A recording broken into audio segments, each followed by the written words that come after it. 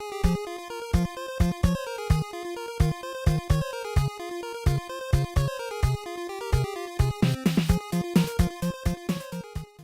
it going, everybody? It's me, Justin, aka Good Hunter, and I'm back with just a small couple of unboxings, or boxes. I think I know what they both are. Both came from Bob from RetroRGB.com. Again, if you ever want to get into modding your systems or getting that whole rabbit hole of RGB, the best possible audio or video from your old consoles, definitely go over his. He's got a YouTube channel. He's got a podcast and his website. It's RetroRGB.com. So obviously this is not an eBay box. I don't think he bought me anything from eBay. But again, we'll see what it is. I think it might be a system that I sent him. I think he might have just been sending it back to me. We'll find out.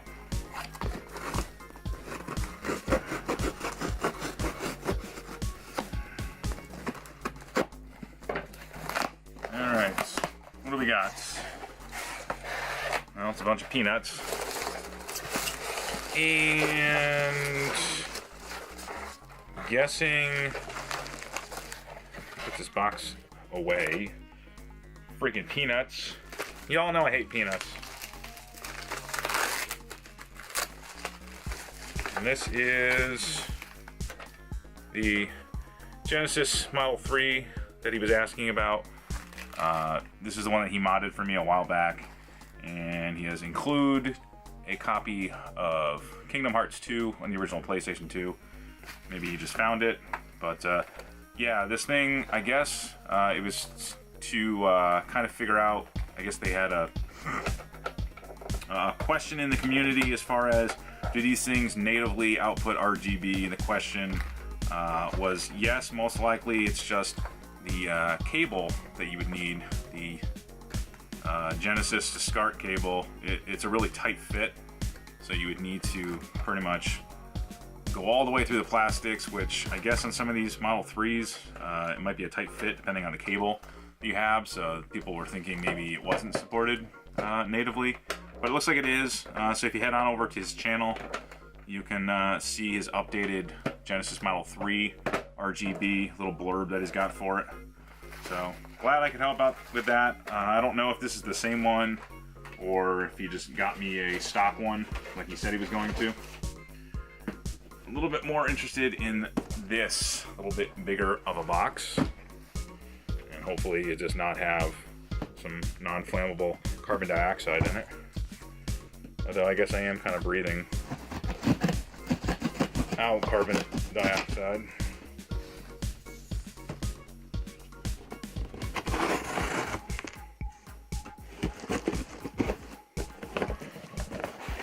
Of course, it's all kinds of packing peanuts and crap that's just gonna get everywhere. And I'm sure if I know you, Bob, I know it's probably just one thing in this whole box. And look, I found it. But now I just made a whole mess.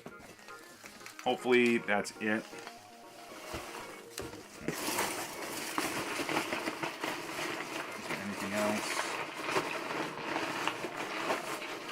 I'm guessing that's it. He put some packing paper on both ends, so it didn't matter what side I opened it up. Still have to open it up.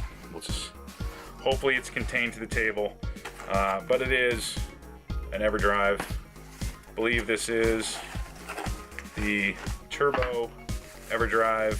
I guess the one that my wife had gotten for me for Christmas was actually his. I guess he couldn't get it in time. The updated, I guess, Turbo EverDrive. Come on. But here is, I guess this is the kind of newer version of it. Looks pretty cool. I like the whole acrylic. It's pretty beefy. Again, see how close I can get that. It's really snazzy. And I guess this one has support for Turbo Duo, BIOS, and I guess some of the compatibility issues with the CD drives. I guess you can actually choose your BIOS. So if you're using this on, I don't know, like a TurboGrafx, and then you wanted to put it in your Turbo Duo, or for me, I have the PC Engine version, the Duo R, and I guess you can switch regions, or not regions, but the BIOS. So pretty cool. It's like a little reset. I don't want to push that. It's got the SD card. Really snazzy design. It's version 2.5. Made in the Ukraine by Chris. So again, thank you very much, Bob, or Bobby, or Retro Bob, or RGB Bob. Now you've made a mess, but I guess you can go over some other things that I picked up. We'll clean this up and we'll come right back. Introducing TurboGrafx-16, the next generation video game system. It's 4 times faster, so the games are more exciting. There are almost 10 times as many colors, so the arcade quality graphics are even more intense. And you can expand your system with a CD player for CD games with sound effects that are turbocharged. TurboGrafx-16 from NEC, the higher energy video game system. Just like that, it's all cleaned up. So these are just some other things that I picked up. These are stuff I picked up today. These were all $4 at a Goodwill in Lawrenceville. Got a copy of Fable 2, the limited collector's edition. Comes with 2 discs. It's got a nice little kind of case, you know, artwork for if you're good or bad, depending on how you play the game. Comes with bonus disc, and then it also comes with the regular disc. Now, I'm guessing it has some in-game content that you need to have Xbox Live to get, which I don't, so it's more just a collector's item, I know. I already had Fable 2, but again, I'm a sucker for these, and especially when it's still in its, you know, its outer casing, or what do you call it, the sleeve, I guess. So yeah, I decided to pick that up. It was an interesting story. When I was at the store, the Goodwill, there was 2 people already over by video games, and they were pretty much looking up all the prices, and they left all the games out, but they left a lot of these games that I picked up. So yeah, they don't really go for that much, so I don't know if they were just looking up to sell, to resell obviously, or to just, you know, is it worth picking up for $5? But again, it wasn't $5. They're $4 for some reason. They usually don't price them like that, but this one I did have already. This is Donkey Kong Jungle Beat on the GameCube. It does not have the manual, but it did have the disc, and the disc was in, you know, pretty good condition. Some light scratching, but I think I have an extra pair of bongos, so I might try to bundle this with a GameCube and put it on like OfferUp or Facebook or something, and just try to sell it off. So again, $4, not a bad investment. And then the last one was a PlayStation 1 game, which I already have. I believe I have this one, pretty sure. But I wasn't going to let it just sit there for $4. No manual, but it is a copy. You probably can't even read that. It is Battle Assault 2. This is the Gundam Battle Assault series, where it's a really cool fighting game with Gundams. And really, if you haven't played it, I would recommend giving it a shot. I don't have the first one. I believe I have this one, the second one. So again, really interesting fighting game where you pretty much move as fast as a Gundam, but there are some really cool hand-drawn kind of animations and just the way your mech moves. Really fun, and really looks just really beautiful. And it is kind of difficult, but again, the variety I think is definitely worth picking up for $4, even if I did have it. And then the last 2 items, stuff that I bought. This I bought at the Game Trader, my video game store that I go to. And I saw this in the store. I'm getting into more of the niche, more imports. This is a copy on the Famicom Disk System. It's I believe it translates to Famous Castle, or no, Mystery Castle Mirasame for the Famicom Disk System. I'm pretty sure. Mysterious Mirasame Castle. Yes, okay. Because it obviously says that on the back, and I paid just around 20 bucks with my discount for this. I believe, from what I've seen, this is from the same team that did the Zelda on the Famicom. So after that team was done with that, they kind of learned some things from Zelda, and they decided to make a really interesting, a lot harder, I've seen and heard, that this game is a lot harder. There's a lot more stuff going on screens, but it's kind of like Zelda. You travel to different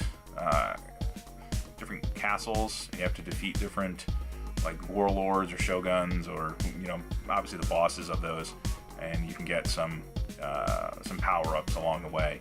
But you have shuriken, or maybe some throwing knives, and you also have a samurai sword. So you can do some close quarter combat, you can do some long range combat, but again, I never find this stuff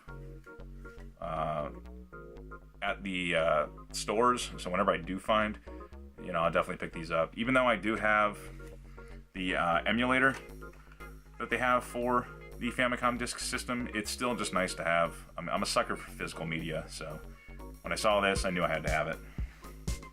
And then the last thing I picked up was something to go, well, you can see it right there. So why am I even?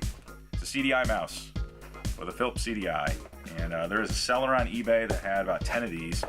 These are all pretty much brand spanking new in the box. Comes with your little manual, nice diesel mouse pad, and the mouse. I'm not gonna take it out. It's a mouse. If you know what a mouse is, then you know. So for games like whatchamacallit, Seventh Guest, Burn Cycle, there's some other point and click games on the CDI, and this would probably just make it feel a little bit more. Not to say that the controller I have, the commander stick, it's not bad, but again, for stuff like a point and click, you really kind of want a mouse. There's really not a lot, maybe in Burn Cycle for some of the shooting sections, but outside of that, there's really, I don't know, this is probably the best. And to find it in the box, brand new, old stock, I bought it $45, best offer, free shipping. So literally, it probably cost him like 10 bucks to send this. So I'm guessing that was a very good investment. At least I'm thinking it is. You don't see this type of stuff, these peripherals. If I ever find a keyboard, that'd be kind of cool. I really don't know what I would use it for. But again, I'm getting into the more of the eclectic stuff for the collection. So when I saw they had a CDI mouse, I knew I had to have it. And that is going to have to do it for this video. This is, again, a quick video. I don't know how long it's going to be when it's all fully said and edited up on the channel. But again, it's Good Will Hunter saying keep up the thrift. I'll thrift y'all later. Haven't found really anything. I did find some of those games today, but it was the only store I went to. Had to go to the tax office to pick up some documents to do my taxes. So that was the closest one, and it actually paid off. But anywho, see you guys all later, and women. I know there's a couple of females out there, but stay tuned.